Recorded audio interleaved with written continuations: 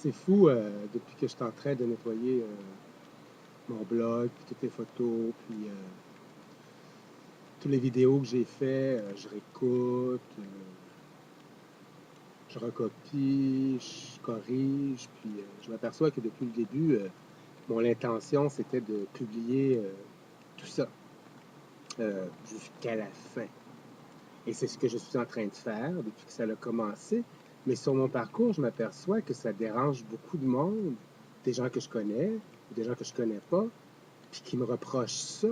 Puis pourtant, je suis très clair dans le fait que je me publie à tous les niveaux, euh, de cancéreux jusqu'à sa mort, la vie que j'ai choisie avec cette maladie.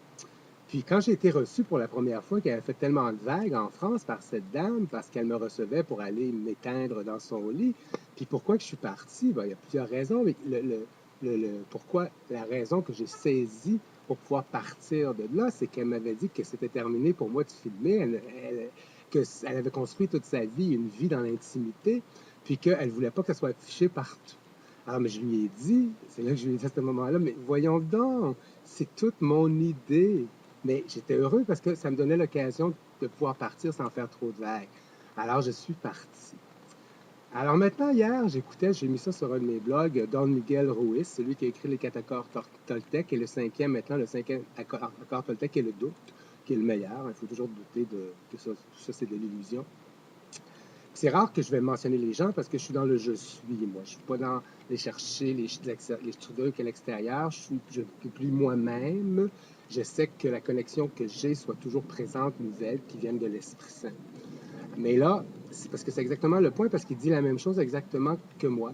C'est que l'amour, il ne faut pas aller le chercher par l'extérieur, à aimer les gens, dire qu'on aime les gens, dire que Gandhi a fait ça, que Jésus a fait ci, puis les nommer, puis les copyrights. Il dit que maintenant, le temps est à se publier, à se donner, que l'amour, il faut qu'elle vienne de soi-même. C'est-à-dire que maintenant, on est ici, on est un esprit dans la matière, et il faut donner cet esprit à la matière. Et en fait, c'est ce que je suis en train de faire, moi.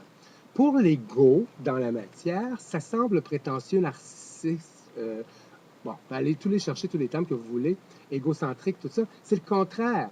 C'est exactement comme ça qu'on doit cultiver ce grain d'amour-là et le donner dans la matière, comme une feuille le fait, comme une étoile le fait, comme le soleil le fait, comme un animal le fait, sans aucune question, sans se demander, mais est-ce que je suis trop, est-ce que je suis après de vous embêter? Non, je suis en train d'être l'esprit incarné dans la matière.